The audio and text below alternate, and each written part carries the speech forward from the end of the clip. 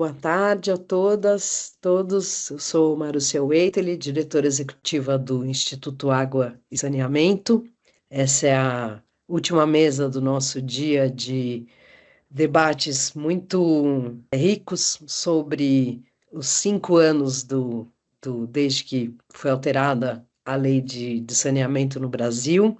Essa é uma iniciativa em parceria entre o IPEA e o Instituto Água e Saneamento, e quando estávamos fechando essa programação, nós resolvemos incluir essa última mesa com esse tema saneamento e adaptação frente às mudanças climáticas, como uma proposta de início de debate, né? Um debate urgente, de extrema importância, e que acho que, além dos vários desafios, questões que foram trazidas nas mesas anteriores em relação a o que mudou no setor de saneamento do Brasil dos últimos 5 anos, a aproximação da agenda de saneamento com a agenda de água, saneamento, com a agenda de clima, ela também tem se mostrado um desafio, né? Acho que não só no Brasil, mas a ideia aqui a gente tentar focar um pouco na reflexão, né, de como é que a gente aproxima a agenda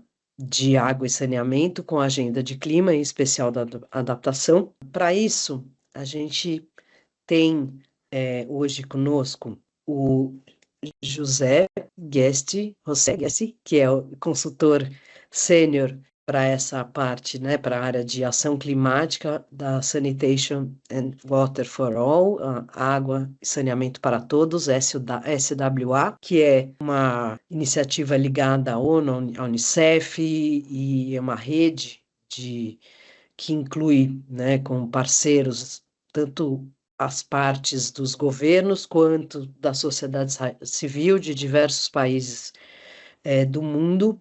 O Instituto Água e Saneamento faz parte dessa rede desde 2022 ou 2023, não me lembro, e a gente vem acompanhando um pouco do que a SWA tem feito em relação tanto incidência junto à pauta, assim, no geral, global, mas especificamente em relação às COPs, né, as conferências do clima, para trazer água e saneamento, ganhar mais centralidade nessa discussão, em especial em relação à adaptação, mas também a atuação que a SWA tem na aproximação com diferentes países e os seus próprios planos nacionais de adaptação, além de toda a experiência com como trabalhar e incidir em políticas públicas, trabalhar junto a governos, a financiadores, para uma agenda inclusiva, né, respeitando o direito humano, água e esgotamento sanitário. Então, a proposta hoje aqui é que o José possa contar para a gente um pouco dessa ação como um todo. Nós já trocamos um pouco de informação para atualizar o José sobre em que pé, né, que está essa mudança da lei, e para complementar, né, esse debate, eu acho que, obviamente, tem notícias e atualizações muito frescas, né, em relação às negociações da meta global de adaptação na semana passada, mas a proposta seria a gente tentar conversar um pouco sobre como é que a gente aproxima o saneamento e clima, adaptação no Brasil, né? E a gente convidou a participar dessa discussão e compor essa mesa também, temos a Tainá Guterres. A Tainá, atualmente, ela é consultora do Observatório do Clima, vem puxando essa agenda de adaptação, e ela também é secretária executiva da Rede de Adaptação Antirracista. O Fernando Magalhães, que é professor e pesquisador do Instituto de Pesquisas Hidráulicas da Universidade Federal do Rio Grande do Sul, que vem aí com toda a vivência, a experiência, né, em relação ao grande desastre climático que o estado do Rio Grande do Sul sofreu ao longo do ano passado, e a Isabela Everton, que é da organização Mandi, que é uma organização que nasce em Belém do Pará, olhando para os rios urbanos, né? E a Mandi tem buscado chamar atenção para esse tema da aproximação de clima e saneamento. Então, como proposta da mesa, o José vai fazer uma fala inicial em torno de 20, 25 para esse contexto, e depois eu chamo nessa ordem a Tainá, depois o Fernando, depois a Isabela.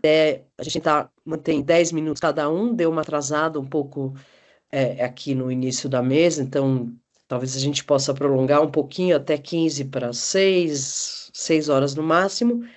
E aí, acho que comentários, a gente tenta ainda ao final fazer uma rodada, talvez, de uma ou duas perguntas. Então, sem mais adiar mais ainda, eu passo a palavra para o José, agradecer você ter aceito o nosso convite e estamos muito felizes de ter você aqui conosco hoje. Obrigada, José. Dear Marisa, thank you so much. I hope that the translation is working well. So, dear organizers, thank you so much for inviting us to be part of this very important discussion. For us, it's a big pleasure and it's a big honor to be part of this seminar and hopefully to trigger an important discussion with my fellow panelists in this session. Certainly, our openness, we are ready to support you and to have this further discussion after this webinar as well. I will then go ahead and share my slides. I will start the keynote presentation by highlighting climate change impacts on water and sanitation services and also the importance for the integration of climate, water, and sanitation. First, let me start by explaining how climate change is already having an impact on the access and the cost, the quality, and the sustainability of water and sanitation services for households and communities. And climate change can directly impact both the quantity and the quality of safe water resources, as well as the demand for water. We know that water-related climate risk arise from either too much water, too little water, or polluted water. And climate change also affects the access to and the functionality of sanitation facilities and services, and the practice of key hygiene behaviors. In the table that I'm showing on the screen, you can see climate effects, the hazards, the climate hazards, and the corresponding impacts on water supply, sanitation, and hygiene services.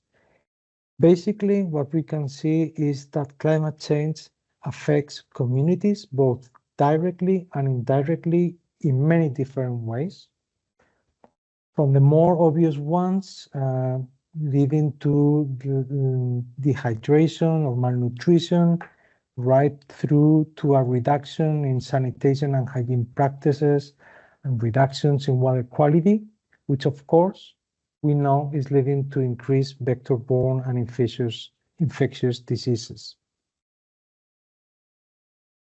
Most of you will know that the responses we have in our toolbox are basically mitigation of climate change and adaptation to climate change.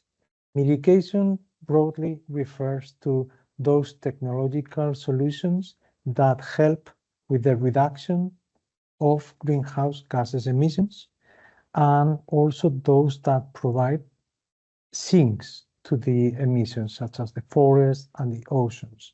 Examples of climate mitigation include employing renewable energy supply, hydropower or solar energy, reforestation, waste minimization, and composting of organic waste.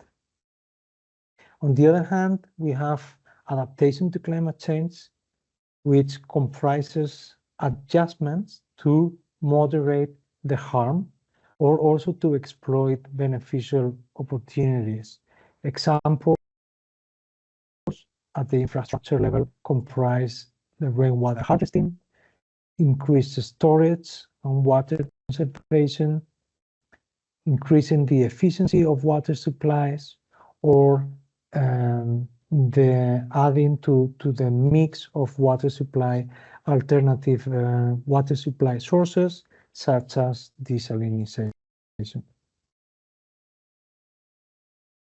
When we are thinking about key objectives for climate action in water and sanitation policies and strategies, we think mostly around these three key objectives, which is the first one is to ensure that the water and sanitation services are sustainable themselves and are themselves resilient to climate-related risk. Secondly, we are looking that through those climate-resilient water and sanitation services, we are building and increasing the community resilience to adapt to the impacts of climate change. And a key third objective is also contributing towards the reduction of greenhouse gases emissions towards carbon neutral water and sanitation sector. To guide us with the addressing the impacts of climate change in water and sanitation services, it is good that we set our thinking around a results framework that can look like this. As an outcome, we are looking for water and sanitation infrastructure and services that are sustainable, that are resilient to climate-related risk, and as we said before, that these services contribute to build community resilience to climate change. It's good that we think three different levels: at national level, at water basin level, and at the local and project level. At the national level, we need to consider an enabling environment that is conducive to climate resilient water and sanitation services through capacity building, through the right policies and strategies, through climate financing, etc. At the water basin, we need to be looking that the water resources are monitored and managed, consider climate risk to water and sanitation services. And finally, at the project level, we need to be looking at the access from an infrastructure perspective, but also from a behavioral change and a governance perspective. Key to moving in the right direction to inform both climate and also water and sanitation policies and strategies is the identification of climate risk. On the screen, we have an illustration of the core concepts for risk assessment as highlighted by the Intergovernmental Panel on Climate Change. As you can see on the screen, in the center we have the risk of climate-related impacts, and this results from the interaction of climate-related hazards, including hazardous events and trends, this interaction with hazards and vulnerability and exposure of human and natural systems. The changes in both the climate system, as we see on the left, and the socioeconomic processes, as we see on the right, are the drivers of hazards, exposure, and vulnerability. In water and sanitation, we have different tools available and different methodologies that help us facilitate these assessments of climate risk in a participatory manner. From our side, in Sanitation and Water for All, we advocate for these risk assessments in a participatory way with the understanding, as you can see on the right side, that that climate risk comprise this interaction between hazards, exposure, and vulnerability, as we have seen, but capacity is also part of the equation.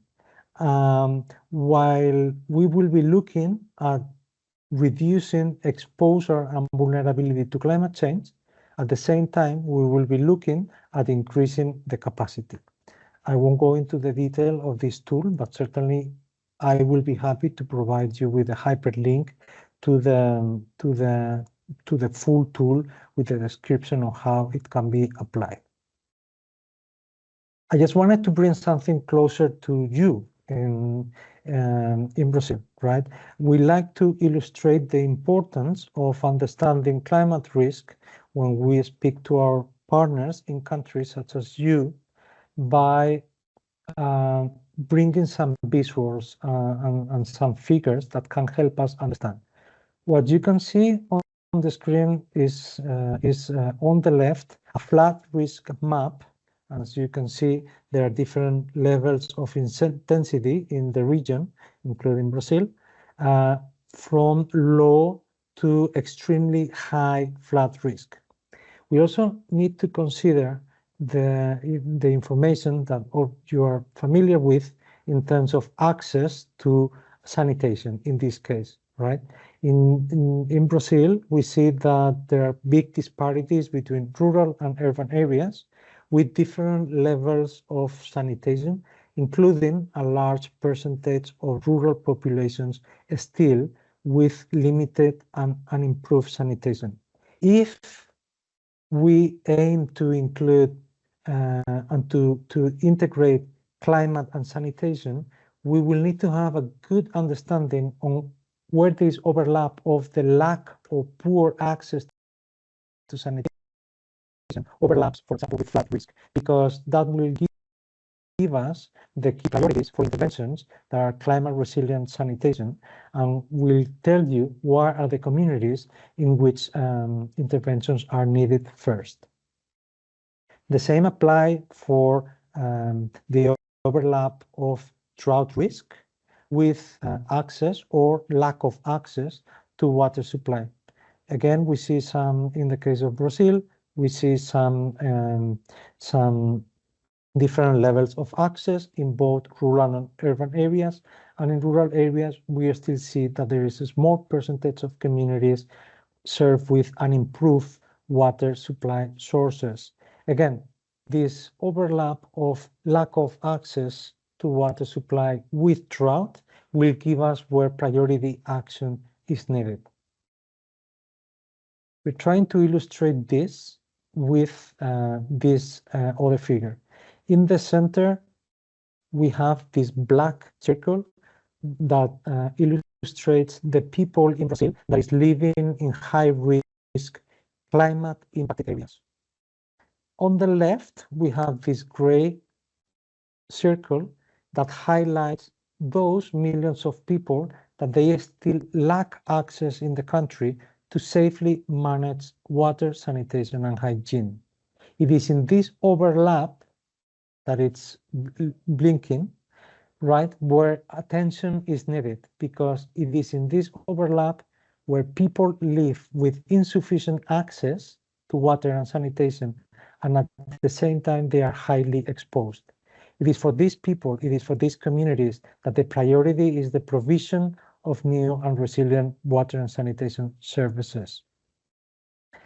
I want to bring to your attention the other overlap. On the right, in the blue circle, we illustrate the millions of people in your country that already benefits from access to safely managed.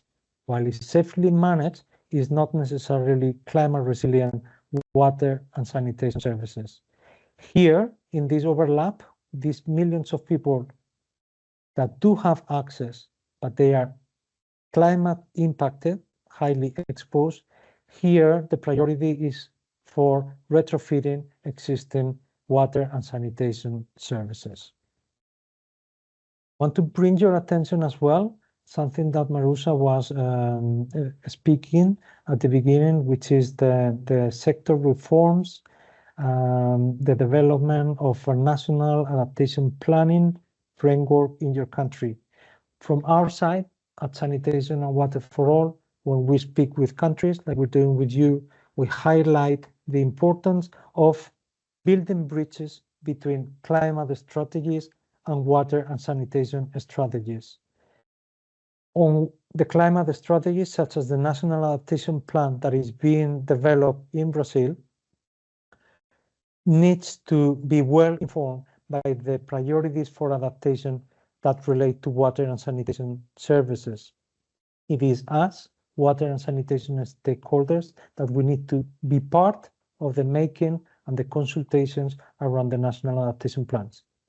At the same time, when we are developing or updating water and sanitation policies or strategies, we need to bring those priorities highlighted in national adaptation plans to make them true and to make them happen in our water and sanitation policies. This is the first section. I wanted to make this emphasis on the impacts of climate change on water and sanitation, see what are key objectives for addressing those, how a strategic framework could look like, the importance of risk analysis to understand how to reduce exposure, how to reduce vulnerability, and how to increase capacity.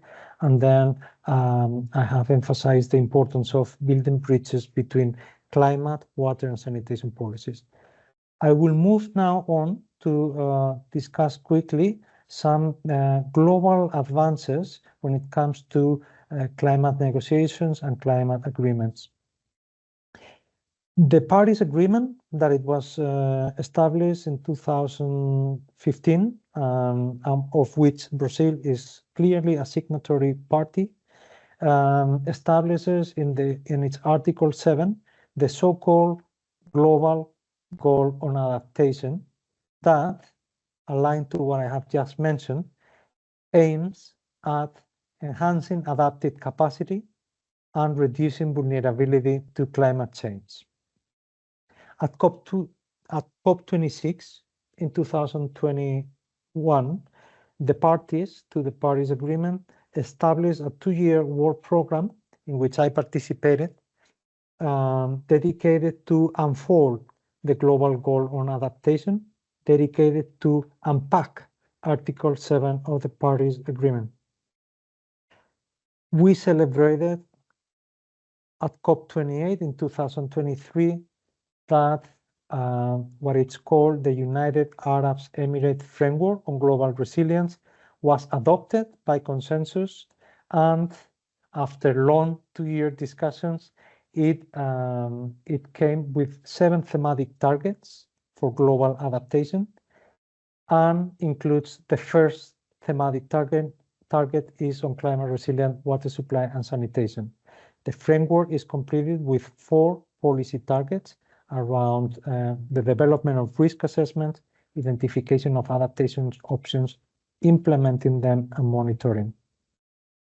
At the same time that this global agreement was reached by consensus in December 2023, the parties to the Paris Agreement launched a distinct 2-year work program that is still ongoing to develop indicators against the 7 thematic targets and the 4 targets of the policy, the 4 policy targets. This work program is, as I said, is ongoing. Just wanted to illustrate here for you to get a snapshot of the 7 thematic targets. And as I have mentioned, we are really pleased to have water and sanitation. Before, I had mentioned the importance of the global goal on adaptation that is related to Article 7 of the Paris Agreement. And we were discussing about the 7 thematic targets of the global goal on adaptation. And I wanted you to see that the first target of the global framework for adaptation, that it was agreed in December 2023, it has the 7 thematic targets that you can see on the screen, including working towards a climate resilient water supply, climate resilient sanitation, and towards access to safe and affordable potable water for all. So this means that water and sanitation is the first target of global adaptation. As I mentioned before, there is an ongoing 2-year work program to develop indicators against each of the targets of this global framework. This work is going to be finished in Belém, COP30, so there are only few more months to work with the indicator development.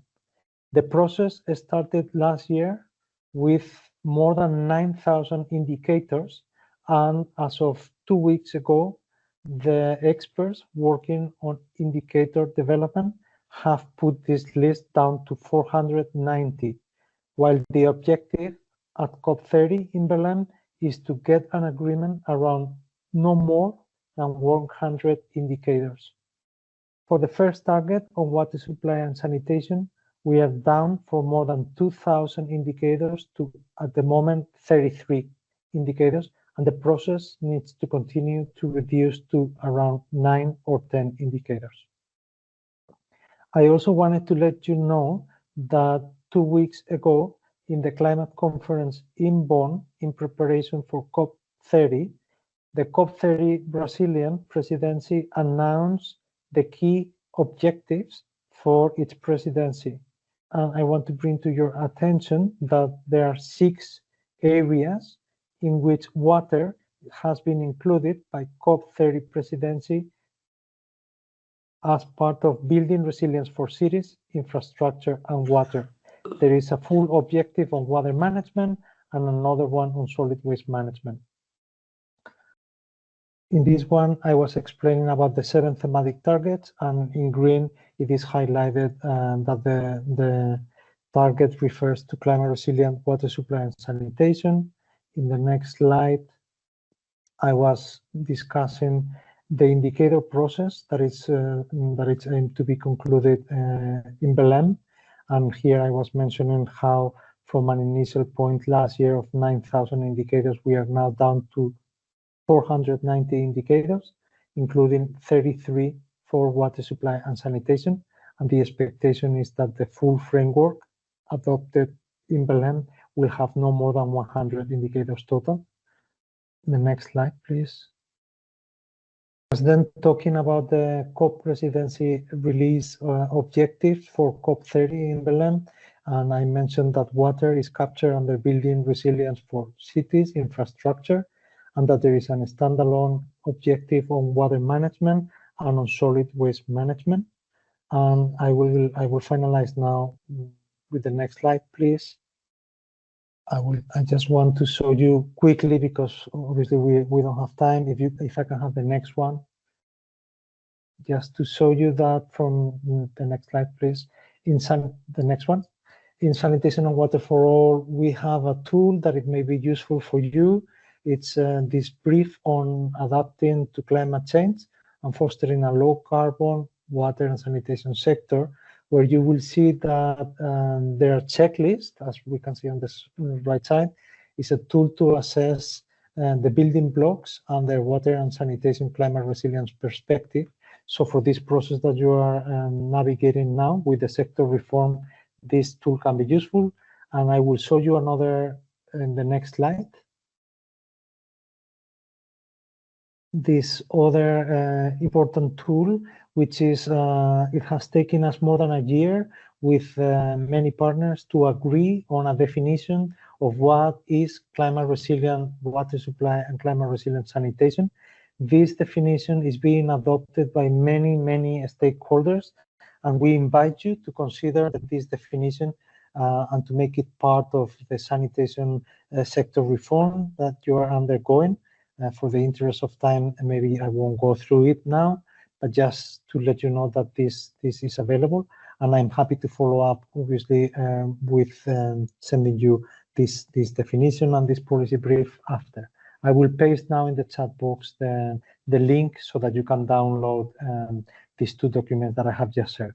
In the interest of time, maybe Marusa, over to you, and apologies for the technical complications. Oi, José, obrigada. Nós que pedimos desculpas a você, ao pessoal que está assistindo. Acho que acabou comprometendo um pouco, né, aqui a mesa. Então, Tainá, você com a palavra. Bom, Bem-vinda, boa Tainá, tarde. obrigada. Imagina, eu que agradeço pelo convite e pela possibilidade de estar aqui com vocês, nesse seminário tão importante, né?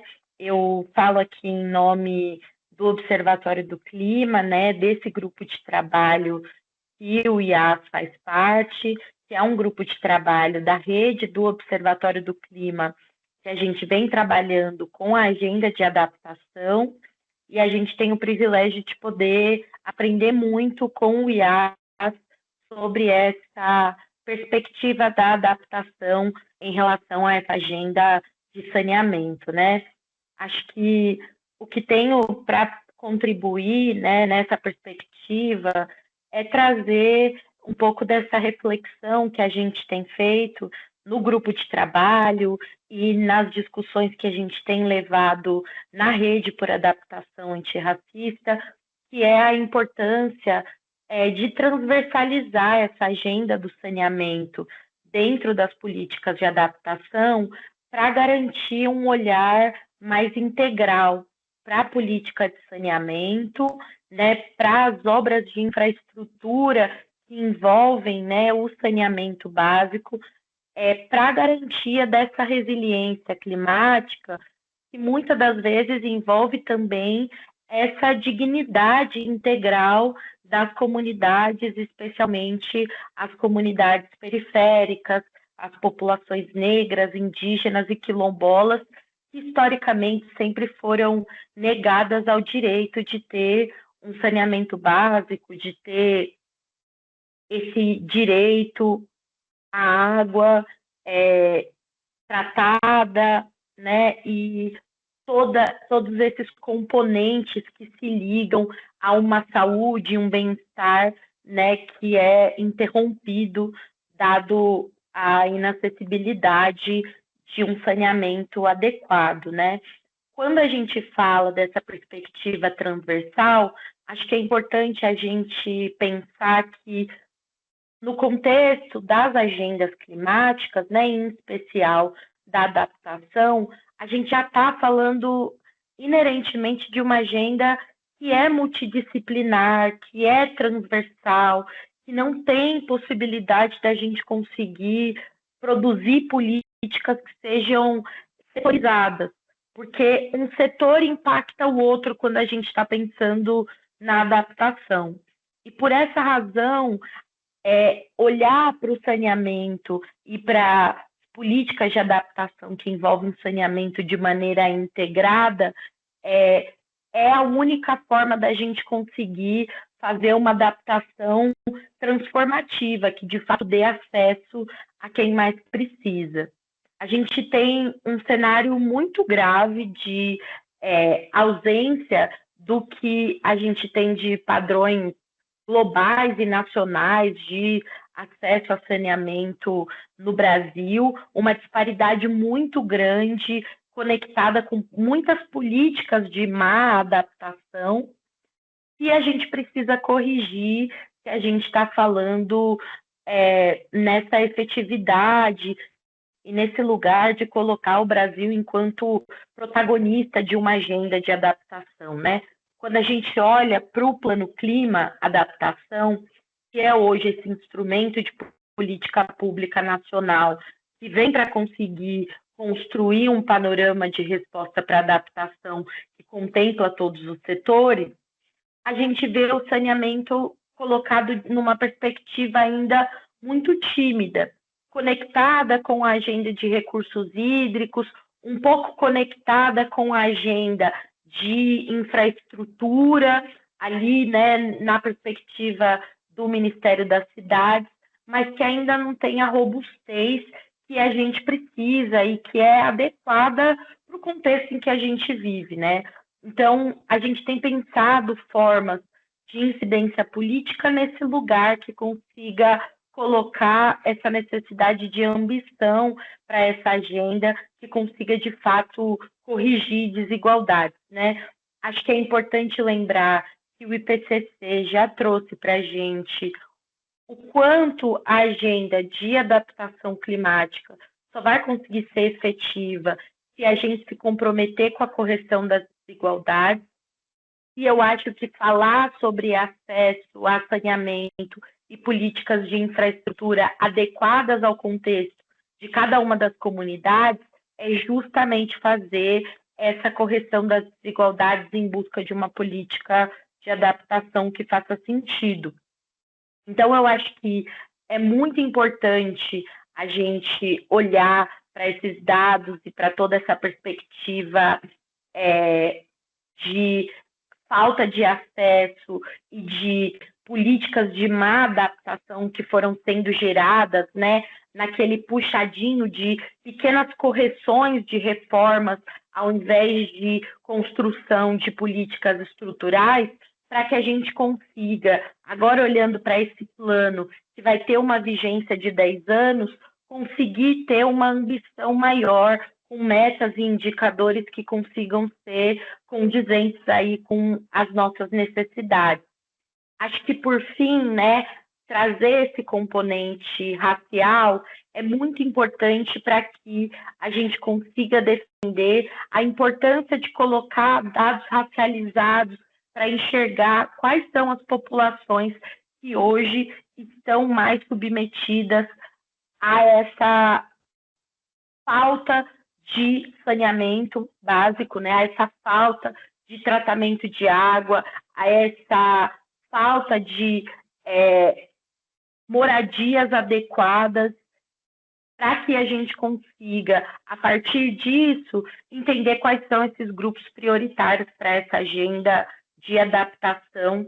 Então, a gente também tem levado muito essa questão de como a gente precisa racializar os nossos dados, e aí racializar os nossos dados sobre saneamento, para que a gente consiga ter um olhar integral sobre quem são as populações prioritárias para essa agenda.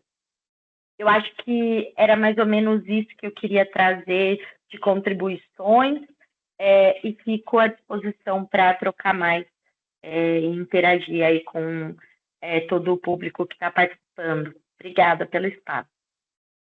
Obrigada, Tainá. Então, eu vou chamar o Fernando Magalhães, conversar um pouquinho com a gente, e depois a Isabela.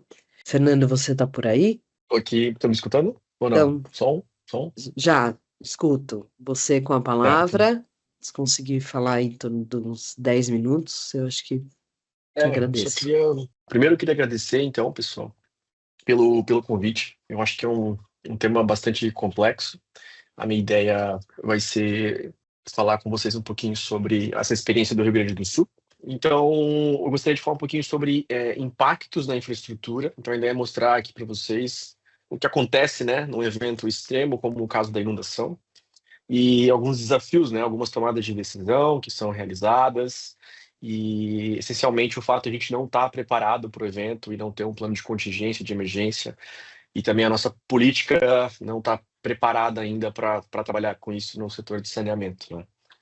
Bom, então é isso, pessoal. A ideia é falar um pouquinho sobre impactos e desafios. Eu agradeço aí e parabenizo, né, o IPEA e o Instituto de Água e Saneamento por isso, né? Precisamos tocar um pouco nesse assunto.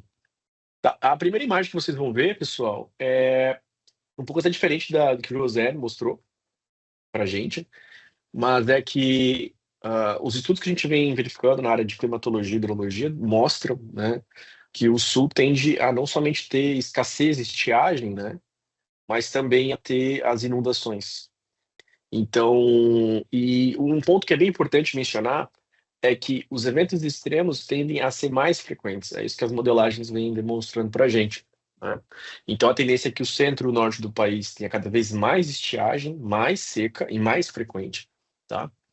Passando, próximo slide, vocês já vão visualizar. Essa é a capa. Essa aí, né? São dois estudos realizados, aqui tanto pelo IPH como pela Federal de Santa Catarina, né? E é isso, o centro e o norte ali, do país com secas e estiagens, e o sul tendo secas e estiagens também, como o José mostrou, mas também tendo eventos das inundações, né? Então, muita intensidade e muita chuva. Então, para o sul, o desafio de se preparar para a estiagem seca, mas também para as inundações, e o centro e o norte do país se preparar para essas secas cada vez mais frequentes, elas vão ocorrer cada vez mais. Pode passar. E aí, o que a gente tem que... Pode passar a imagem agora. Aí. o que a gente tem que entender? Existem contextos muito diferentes. Um deles é uma região de serra mais montanhosa, onde tu tem deslizamento. Os rios são mais encaixados, os níveis das variações são muito mais altas e muito mais rápidas. Você tem pouco tempo para prever o que vai acontecer, né? E qual que é o grande gargalo? Não tem como construir um sistema de proteção exatamente, né? Ele varia 10, 15, 20 metros, como é que eu construo um dique, né? Já no outro caso, eu tenho ali uma região, né, mais plana, onde alaga, fica por muito tempo alagado.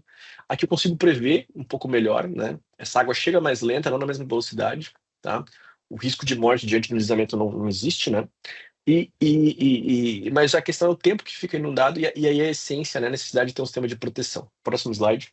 Bom, o sistema de proteção, né, pegando o nosso caso aqui da região metropolitana de Porto Alegre, onde a gente identificou as falhas que ocorreram, né, basicamente de falta de manutenção e eventualmente dificuldades na operação, né, dessa fechamento de comportas, por exemplo, porque tu fica muito tempo, eventualmente, sem ter uma inundação, né, um evento extremo.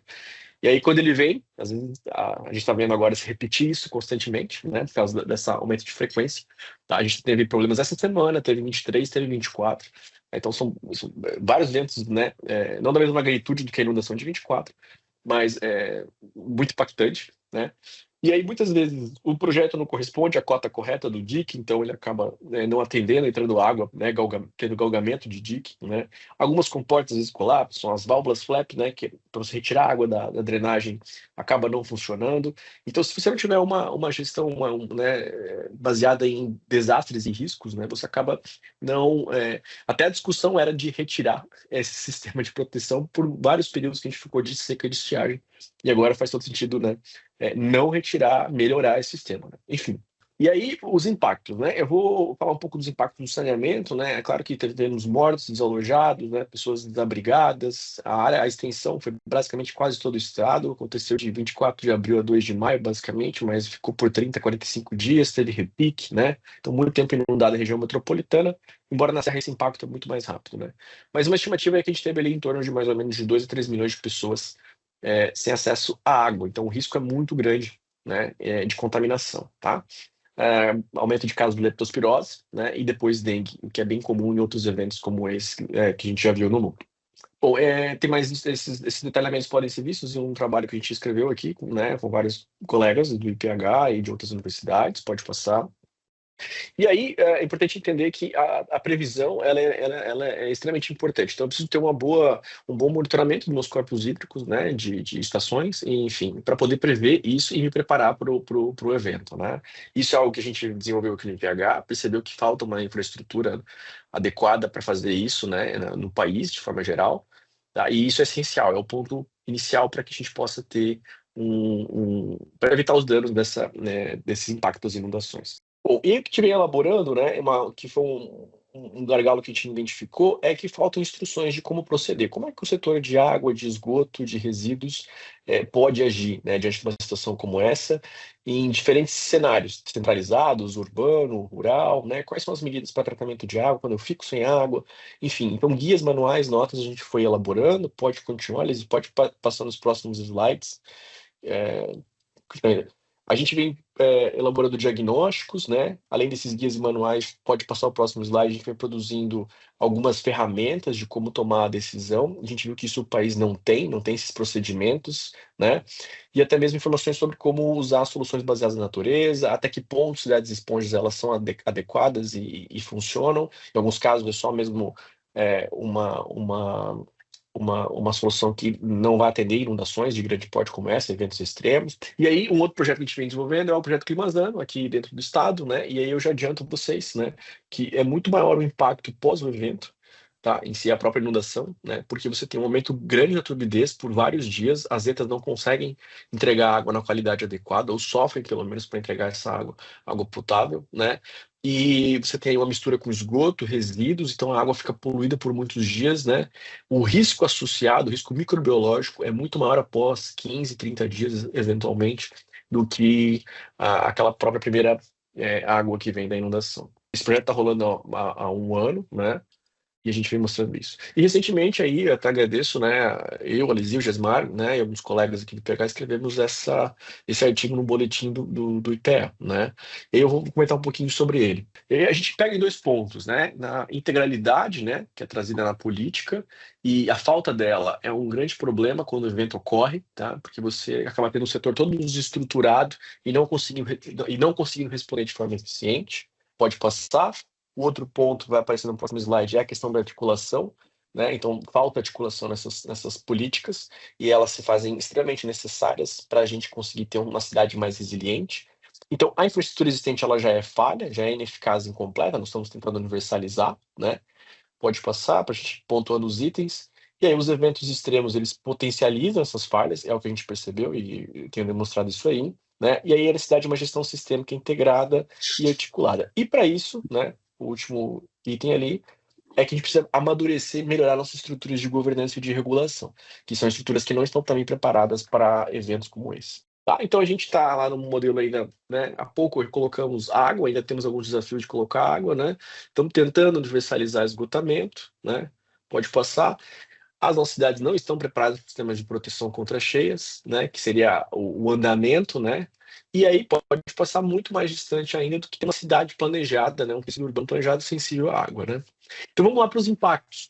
Quais são os impactos e os desafios que a gente observou aí com vocês e quer compartilhar, tá? Pode passar.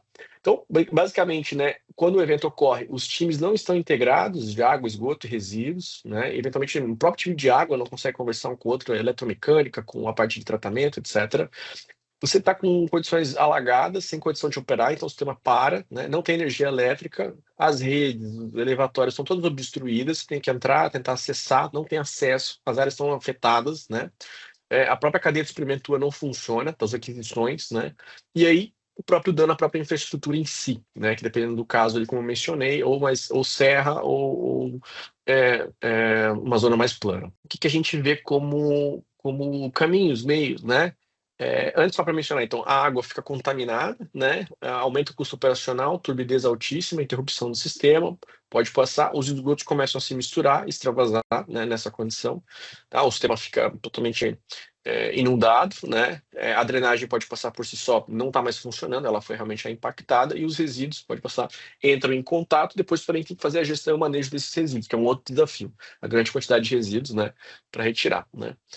Tá, essa é o cascateamento que ocorre no processo. Então, aqui falando um pouquinho como o Rio Grande do Sul tentou se organizar, né? E aí teve que, naturalmente, criar uma estrutura de governança. Então, algumas entidades que participaram desse processo mais ativos, continuando, né? E o que fica na mão ali do Estado enquanto os operadores estão tentando resolver os problemas nos seus municípios, né? Então você começa a atender as comunidades indígenas, quilombolas, áreas rurais, pode passar, né? Aqui tem uma região de ilhas, né?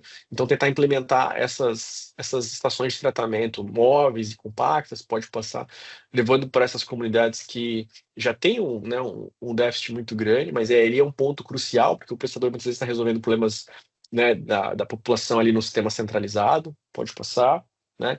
Tem que fazer o monitoramento dessas águas, então esse é um outro desafio, tá? Definir, priorizar onde é que vai instalar, né, essas estações, pode passar. Chegam muitas estações, como tu não tem um plano, né, de priorização, de contingência, tu não sabe como lidar com isso, tu sofre com isso, né?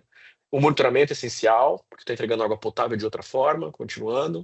E aí tu começa a ter que pensar em termos de logística, né? Por exemplo, tem que atuar com helicópteros e embarcações. Então, o teu custo operacional vai lá para cima, né? Tem que disponibilizar reservatórios, móveis, onde tem acesso, né? Alguns mais temporários por um tempo maior, que tu sabe que vai levar mais alguns dias para voltar a esse sistema. Nós temos trabalhos na literatura, tipo na Alemanha mesmo, na Europa, ficando 30 dias sem o sistema, né, voltar à sua plenitude. Aqui a gente conseguiu em uma semana já voltar com vários sistemas e grande parte, né? Caminhão-pipa precisa ser acionado, tem que ter essas rotas por onde levar. Acionar a equipe de Fernando, se você mergulhadores. puder Oi. ir encerrando, já. Tá, já estou por fim. Desculpa. Bom, aí a questão de geradores, né? As balsas, tem que trabalhar com sistemas flutuantes. A equipe de eletromecânica pode passar. Novas adutoras, tu começa a ter obra, tá? Para poder fazer a interligação desses sistemas, né? Estações móveis, né? Perfuração de poços, eventualmente, tá?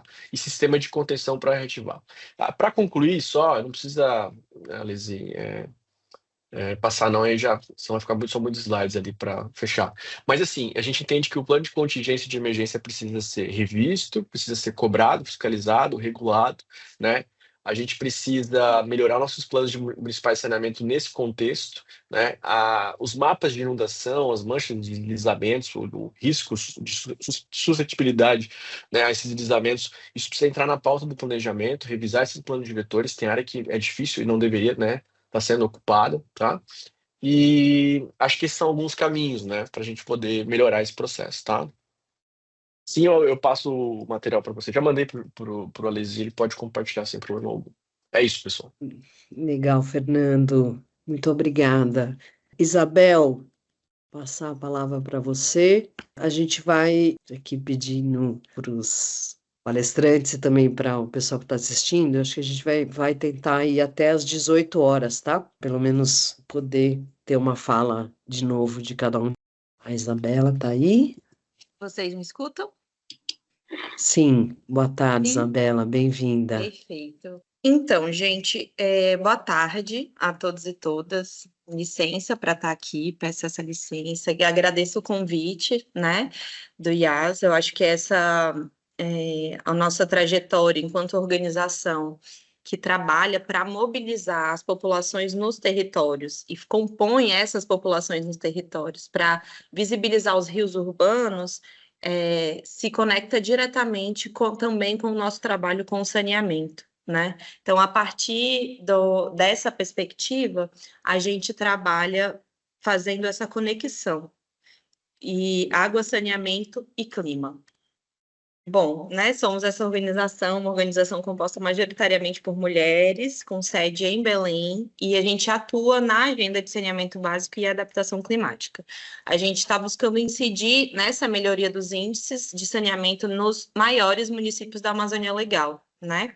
E a gente traz como valor sempre a perspectiva da justiça social e cidades mais adaptadas aos efeitos das mudanças climáticas, uma vez que esses efeitos e o saneamento é algo literalmente muito vivenciado no cotidiano. Então, todo mundo é afetado e atravessado quando a gente está falando sobre uma política de saneamento básico, né?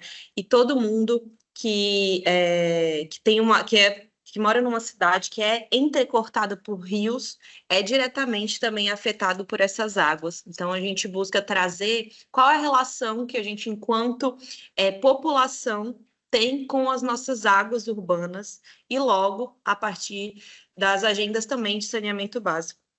E aí a gente trabalha com educação e mobilização e tem esse trabalho de incidência política. Aqui em Belém, a gente participou, né, diretamente da campanha pelo Fórum Climático Já. Então, a gente conseguiu a institucionalização, que foi, na verdade, protagonizado e organizado pela Rede de Articuladoras Jandiras, né, de articuladoras ambientais. Então, a gente teve o primeiro Fórum Municipal sobre mudanças climáticas em uma capital da Amazônia, né? Que co-criamos também, participamos e contribuímos na construção da agenda climática, que é elaborada e foi a segunda edição agora pela Rede de Articuladoras Ambientais Jandiras, que é uma rede de mulheres pensantes e pensando o seu território e também entendendo como a agenda climática está atravessando os nossos dias. A gente fez parte da construção de propostas, né, das NDCs, nossa chance, a partir do Comitê COP30, e o que a gente vai trazer para vocês, né, e a partir contribuindo com essa discussão, é justamente a pesquisação que a gente construiu e realizou, né? Então, água, saneamento e clima, estratégias para outros futuros nas cidades amazônicas. A partir de lacunas que a gente observa, então, por exemplo, falta de conexão entre os planos setoriais de gestão de desastres climáticos e de recursos hídricos constantes no plano clima. Então, a gente percebe que essa essa desconexão, essa falta de integração traz uma lacuna muito grande. A falta de adesão de governos subnacionais a programas federais de combate à crise climática também é uma lacuna muito grande. E a baixa capacidade estatal dos estados e municípios da Amazônia para a implementação de políticas públicas eficazes.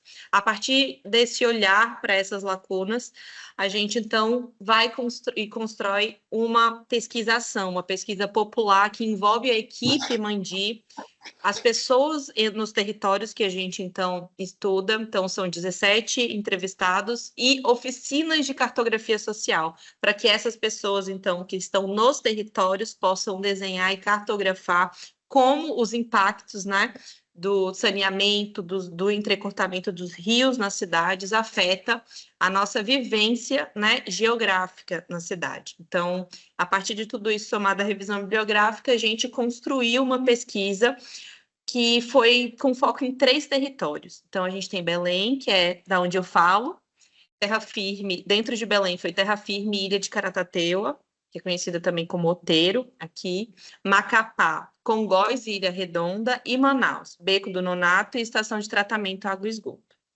Essas 3 cidades, né, elas são 3 capitais da Amazônia, e elas têm muitas similaridades e também diferenças. Então, por exemplo, quando o Fernando traz a perspectiva da seca, né, na Amazônia, é uma realidade que, por exemplo, Manaus vivenciou uma das maiores e piores secas, né, no último ano, e a gente viu como o Brasil observou e olhou isso, né, ou, na verdade, com espanto ao fato de que na Amazônia existiu seca, né? Então, a gente vê a importância do trabalho social, do nosso trabalho enquanto também educadoras e no território, trazendo essa perspectiva de como a gente, no território, consegue se articular, consegue se mobilizar e consegue entrar numa agenda que atualmente é extremamente, estritamente técnica, pautada dessa forma, né? Mas é uma agenda que atravessa profundamente a vida de todas as pessoas que estão morando nas cidades brasileiras. Vocês me escutam bem? Certo, né? Sim. Então, vamos lá. Quais são essas percepções, né? Pautas em comum. A gente tem entre um global e o local. Então, tem distanciamento entre agendas de saneamento e adaptação. Então, como que a gente pode estar falando de saneamento, estar falando de água diretamente, e a gente vê que esses assuntos não estão integrados, não estão interconectados, sendo que na vida cotidiana da população, da nossa vida cotidiana, isso está necessariamente extremamente conectado, né? Então, quando a gente está falando de inundação, que é, na verdade, uma realidade comum de grande parte das cidades brasileiras, e quando a gente fala especificamente de Belém, há uma naturalização social das inundações. Então, quando a gente convive constantemente com bairros e territórios inundados, né? E com isso convive também com endemias, com momentos em que há uma maior necessidade do poder de saúde por questões de infecções, de bactérias, também de doenças como a dengue, como o próprio Fernando já citou, né? Então, a gente também percebe que é necessário ações que priorizem grupos vulneráveis expostos a riscos climáticos, né? Recursos também destinados à implementação local de ações de adaptação via política pública e infraestrutura de saneamento. É uma necessidade muito importante, né? A gente conseguir conectar com a sociedade, com a população, uma vez que isso integra o nosso dia a dia, né, enquanto população. Então, a gente também percebe políticas genéricas que dificultam a participação dos municípios a programas federais de adaptação, né, criando obstáculos para os territórios, como os da Amazônia. Então, essas percepções gerais vieram também a partir da pesquisa do nosso trabalho de incidência, e dentro disso, a gente tem o que a gente vivenciou em bom, né? Então, a gente teve uma diretora presente agora, e esse acompanhamento das agendas nos dá essa dimensão de, enquanto, por exemplo, a gente tinha diretora presente na Alemanha, a gente estava aqui em Belém fazendo e desenhando cartografia social com base nas águas, mobilizando pessoas, lideranças comunitárias para pensar como o seu dia a dia, o seu território, o seu espaço geográfico está diretamente afetado pelas águas que compõem o nosso território, né? E necessariamente isso é pautar em saneamento básico. Então, a gente também leva para escolas debates sobre isso. E aí, em Bonn, então, a gente tem a presença nesses 3 espaços, como vocês estão vendo. Vocês estão vendo, né? A minha tela ficou preta, mas eu acredito que vocês Estamos vendo. possam estar Você tem vendo. mais 2 minutos, Isabela. Perfeito. Então, e aí, para finalizar, a nossa participação em Bonn tem essa importância para a gente, para que a gente consiga dimensionar o que o mundo, né, o que as pessoas, populações e vários grupos, né, técnicos, científicos, políticos, estão pensando sobre a nossa própria vida, né? O nosso cotidiano. Então, em Bonn, a gente percebe, né, no GGA, que teve debates entre os negociadores sobre esses indicadores, como o José nos trouxe, né? Então, um resultado final de negociação com países que eles acordaram considerar essa transversalidade. Então, quando a Tainá fala sobre a importância de trazer as dimensões de raça, de classe, juventude, gênero, isso também foi pautado e levado, né, nesses espaços, e apesar de desafiador, né, foi algo que foi considerado na negociação desses países, né? Da mesma forma que existe esse movimento de pressão para que cada vez mais os planos nacionais de adaptação climática, eles devem ser desenvolvidos em cada um dos países, né? E essas necessidades específicas precisam ser consideradas e levadas levadas à frente. Então, a gente tem uma participação que é importante para a gente ter essa dimensão de como acontece, de como o debate internacional está e como a gente pode integrá-lo, então, com o nosso dia a dia e desembocando nesse ano, né, de COP em Belém, que a gente, enquanto população, sente diretamente os efeitos de grandes obras. Eu botei aqui, ó, para os 10 minutos já deu certinho. Então, a gente, enquanto população, sente o impacto das grandes obras que, em determinados bairros, vão levar parques lineares e em outros vão levar o esgoto, né? Então, a gente tem isso muito presente, a gente tem grandes obras de macrodrenagem aqui em Belém, que inicialmente levaram em consideração a população e durante, né, a implementação, nada do que a população coloca foi considerado. Então, a nossa presença nesses espaços se mostra importante para que a gente possa levar, por exemplo, a pesquisa que traz soluções baseadas na natureza e pensadas já territorialmente, para que a gente possa discutir também nesses espaços e lembrar que o território pensa e também soluciona os seus próprios problemas, da mesma forma que ele é impactado por grandes problemas que são impostos por grandes grupos, né? Então, a gente tem até a COP e vai continuar nessas articulações. Novamente, agradeço o convite da Paula, da Mari, para que a gente estivesse aqui nesse espaço. E é isso, para não passar muito mais do tempo, já vou parar de compartilhar. Isabela, obrigada. Muito legal o trabalho da Mandi, muito legal a apresentação do Fernando. Uma pena, pessoal, que a gente tiveram algumas questões que foram trazidas aqui, mas eu acho que vai ficar muito além do horário que a gente se comprometeu, mas eu vou fazer aqui algumas observações e depois eu convido os participantes, começando pela Tainá, se ainda der tempo, porque ela precisa sair daqui a pouquinho, para fazer uma fala final. Acho que a intenção dessa mesa, como eu disse no início, foi começar a conversa, né? Esse encontro de hoje ele foi um encontro com um público muito mais ligado ao campo do saneamento, da pesquisa, e a gente acho que foi muito acertada, né? Conseguir trazer essa diversidade de olhares aqui, seja da visão global, internacional, Rio Grande do Sul, Belém, a articulação nacional do Observatório do Clima.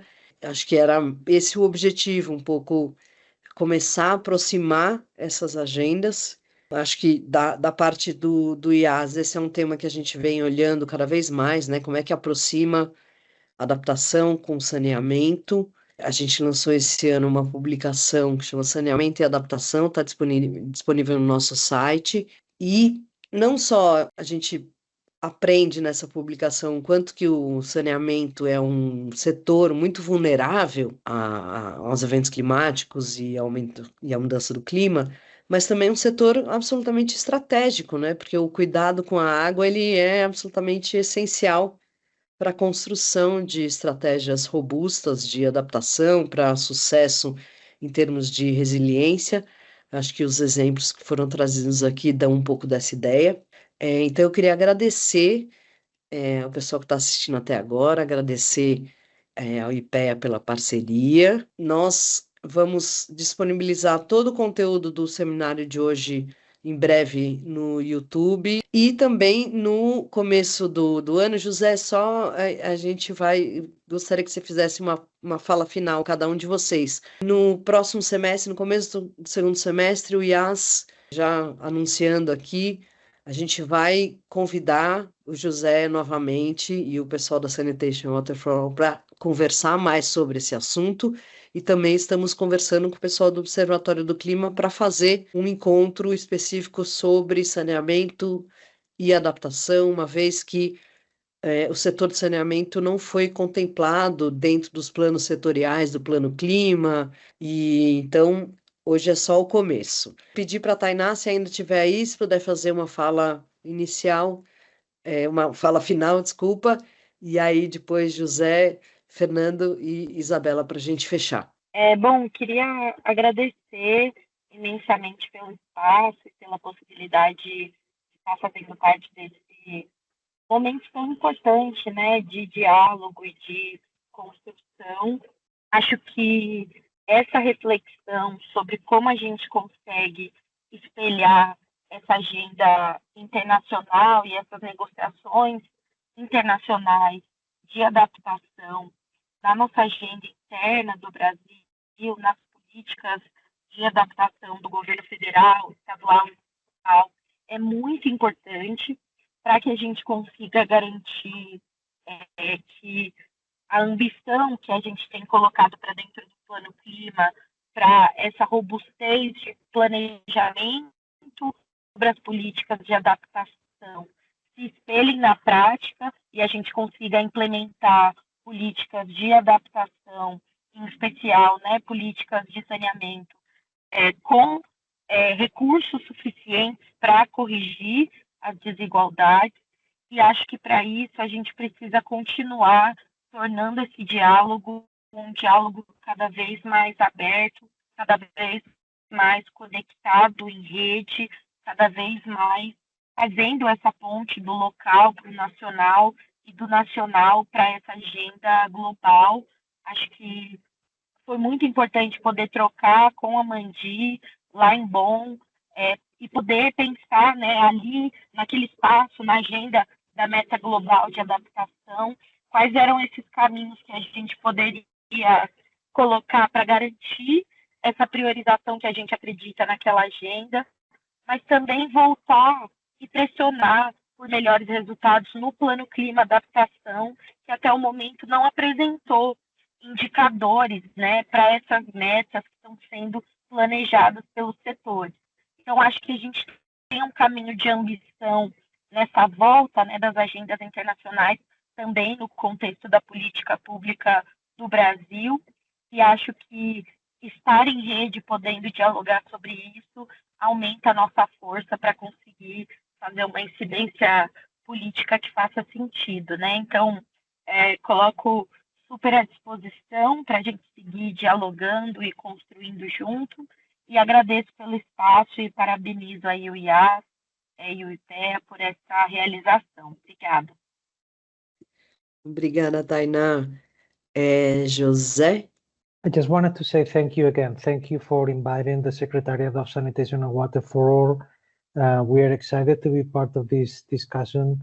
As the colleague has just mentioned, after having global agreements and global paragraphs and celebrating that water and sanitation are a core part of the global agreements on adaptation, we need to now focus the attention of translating this into national and subnational policies. I think Brazil is, we have, the international community has the eyes on Brazil right now to lead with the example. We are very much looking forward to see how Brazil takes the global goal on adaptation target on water and sanitation a reality first into policies and then implementation on the ground. We are excited that we will be with some of you in Brazil, in Belém, in November to continue with the climate negotiations. And yeah, from our side, we always, it is in our heart to continue pushing the international and global discussions to have the appropriate place for water and sanitation services, which is at the core of our mandate, and always illuminated through the human rights to water and sanitation, that, as many of you might know, our CEO, Caterina Albuquerque, played a key role in when she was a special rapporteur to the human rights on water and sanitation. She managed to drive this agenda into making these human rights a possibility, and those are our guiding stars right now also with our work on climate. So thank you once again, and congratulations for this very, very impressive event. Back to you. Muito obrigada, José. Fernando e depois Isabela, para a gente poder encerrar. Só Ok. Bom, obrigado de novo pelo convite. Fico à disposição para a gente avançar assim, nesse tema. Eu acho que tem muita coisa para ser discutida e talvez dê para se aprofundar. Eu acho que isso é necessário e importante. Eu queria deixar o IPH à disposição. Aqui a gente consegue conectar muito o setor de hidrologia, recursos hídricos com saneamento, e é o que é necessário quando a gente fala de mudança climática. Aqui a gente tem o NCT-SBN. Eu acho que a gente precisa ter uma política pública para soluções baseadas na natureza, entender onde elas cabem e onde não cabem, né? A questão do contexto é importante, como eu mencionei ali, serra, zonas que são mais, tem mais planícies, você inunda, é outra situação, é outro contexto, são outras ferramentas, entendeu? Precisamos avançar, trazer para a regulação essa pauta. A regulação ela pode ser um caminho para auxiliar nesse processo, para cobrar, né, dos prestadores, tá? E isso ainda está muito vago, né? Os planos de contingência e emergência que tem em PMSB não são os planos que devem ser elaborados quando a gente pensa para uma situação como essa extrema, e precisamos cobrar, né, também um monitoramento melhor dos nossos rios, das nossas chuvas, né, as precipitações. Isso é um custo necessário, tá, de prevenção, porque é muito mais caro depois que o evento acontece, e quem acaba pagando é a gente, né, de uma forma ou de outra. Então, isso é sério, e os modelos mostram cada vez mais essa frequência, né, aumentando, né? Então a tendência é que isso piore e a gente precisa estar mais adaptado. Obrigado. Muito bom. Muito obrigada, Fernando. Isabela. Bom, gente, agradeço, né, o espaço, agradeço também escutar os colegas, a colega.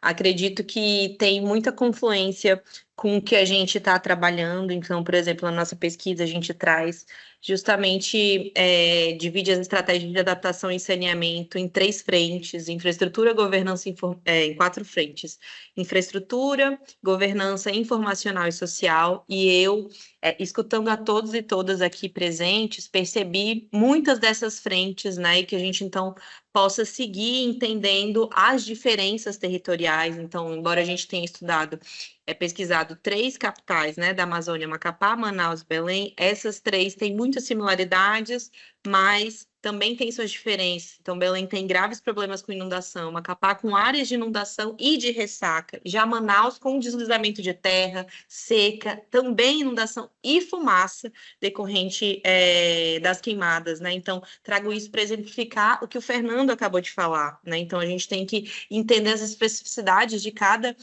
território e região para que a gente possa pensar soluções também adequadas e contextualizadas. Dessa forma, né, o chamado, o convite, a Mandi convoca, então, que a gente pense isso junto com os territórios também, né? Então, que a gente consiga fazer um trabalho de gestão ambiental, levando em considerações também os contextos urbanos, rurais e as pessoas que estão nesses territórios. Então, acho que se a gente seguir, né, nessa colaboração entre diversas frentes que vão trazer perspectivas específicas dessas frentes, mas que também são igualmente importantes. A técnica, entender o território, entender as perspectivas socioeconômicas e também a relação cultural das pessoas com as águas, com os rios e com o seu território, né? Isso é uma grande necessidade para a gente enquanto Mandi,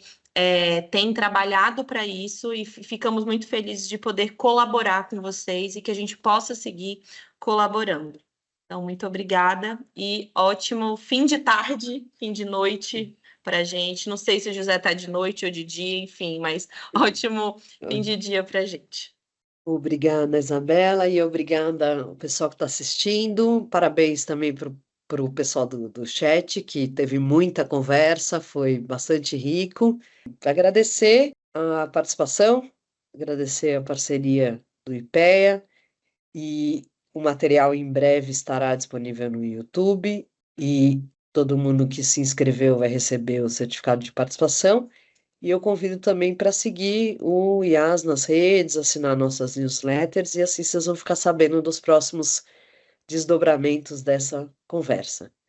É isso, pessoal. Vamos encerrar. Uma boa noite e obrigada. Boa noite.